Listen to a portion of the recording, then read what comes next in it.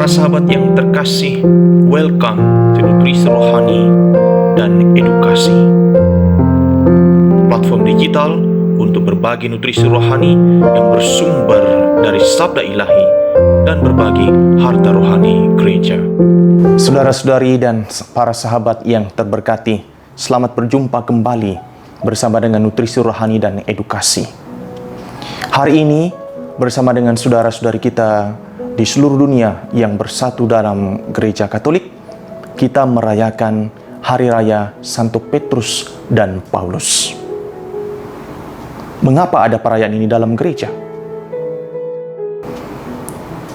Sebelum kita mengenal sepintas dan menyimak dua tokoh besar dalam gereja ini, saya mengajak kita untuk melihat tubuh kita. Coba perhatikan struktur tubuh kita ini, dari atas sampai ke bawah. Organ mana yang paling penting? Semua penting, tapi yang paling penting dan menentukan seluruh sistem yang ada dalam tubuh kita. Kalau saudara-saudari para sahabat cermati, yang paling penting adalah kepala. Mengapa? Kepala ini begitu penting. Coba, ini dilindungi. Sejak awal, sebelum manusia menciptakan helm, Allah sudah menciptakan ini, helm tengkorak. Semua sistem informasi dan yang mengontrol sistem yang ada dalam tubuh kita ini, sistem pencernaan, saraf, pernapasan, dan seterusnya, dikontrol oleh kepala. Kepala begitu penting. Maka diberi pelindungan dan posisinya memang selalu namanya kepala pasti di atas. Tidak pernah kepala menjadi kaki. Ini gambaran, ilustrasi sederhana yang mengingatkan kita bahwa dalam gereja ada kepala, ada pemimpin, dan bahasa lainnya juga digunakan istilah gembala. Santo Petrus dan Paulus adalah dua pemimpin besar, rasul dan gembala yang berperan begitu fundamental, begitu penting, begitu mendasar bagi gereja. Petrus sendiri telah ditetapkan oleh Tuhan untuk menjadi kepala bagi para rasul.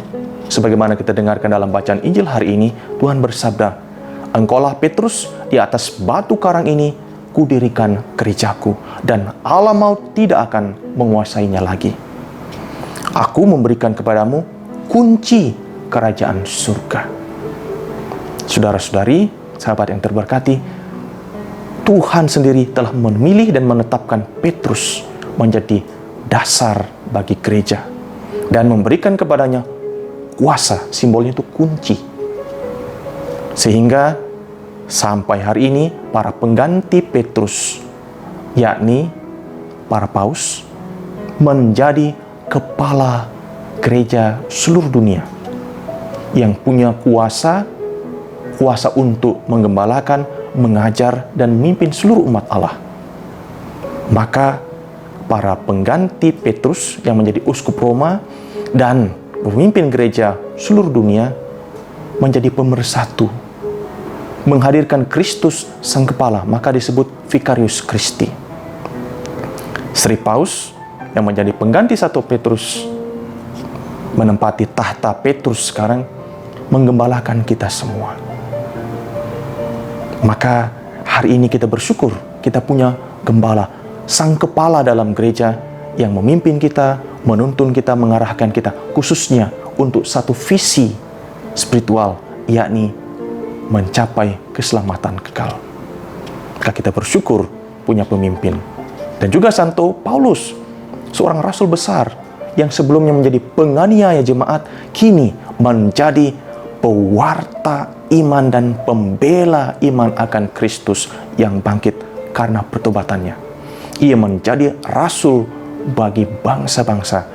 Tanpa dia, bangsa-bangsa lain tidak akan mengenal kabar gembira keselamatan. Maka kita bersyukur kita mempunyai Rasul Paulus yang menjadi misionaris menyebarkan kabar gembira. Dan sampai hari ini begitu banyak misionaris yang melanjutkan karya evangelisasi pewartaan Injil, sehingga kita semua termasuk saya menerima kabar gembira, sehingga di era 4.0 ini saya pun bersyukur dan bersukacita menerima kabar gembira Injil dan akhirnya menerima iman dan menjadi anggota gereja. Maka saudara-saudariku yang terkasih, jangan lupa mendoakan para pemimpin kita, para gembala kita.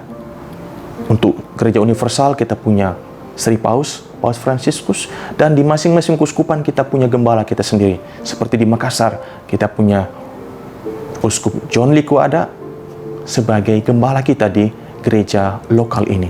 Di paroki kita mempunyai gembala, ada pastor paroki kita masing-masing.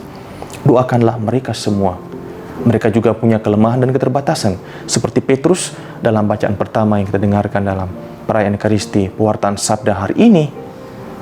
Ia bahkan ditangkap oleh Herodes dan dimasukkan ke dalam penjara. Tetapi di tengah situasi sulit itu, jemaat mendoakan dia. Dan akhirnya Tuhan berkarya melalui utusannya itu malaikat yang membebaskan Petrus. Doa para jemaat menjadi kekuatan bagi sang gembala menghadapi situasi sulit. Pada masa pandemi ini pun, para gembala kita pasti tidak kurang tantangannya dan kepusingannya menyikapi situasi seperti ini. Bagaimana menggembalakan umat, bagaimana menyapa umat, memelihara hidup rohaninya. Itu semua menjadi keprihatinan dan tentu dalam tanda petik juga beban yang tidak ringan harus dipikul oleh para gembala kita. Maka mari segenap umat doakanlah gembala kita. Jadi hari ini bukan hanya umat yang minta untuk didoakan, tapi para gembala pun, para pemimpin dalam gereja, mulai dari Sri Paus, beliau kemana berkunjung senantiasa memohon kepada umat, prega per me, demikian ucapan Bapak Suci Fransiskus kepada umat, doakanlah saya.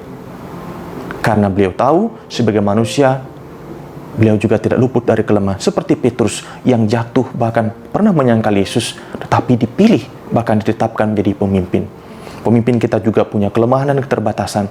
Mari kita doakan mereka agar Roh Kudus menuntun para pemimpin kita dengan rahmat kebijaksanaan, dengan kesehatan yang baik, dan dengan kesabaran dalam melaksanakan tugas-tugas mereka. Sehingga kita semua yang menjadi umat Allah tetap memiliki pemimpin yang menuntun kita untuk mencapai tujuan termulia dan terluhur dari perjalanan hidup kita dan perjalanan hidup kita sebagai orang beriman, yakni mengalami keselamatan kekal.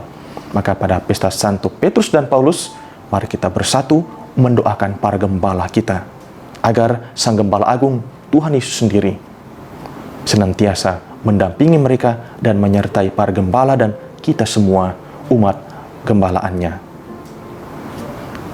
Mari sejenak kita mohon berkat Tuhan untuk kita semua dan untuk para gembala kita.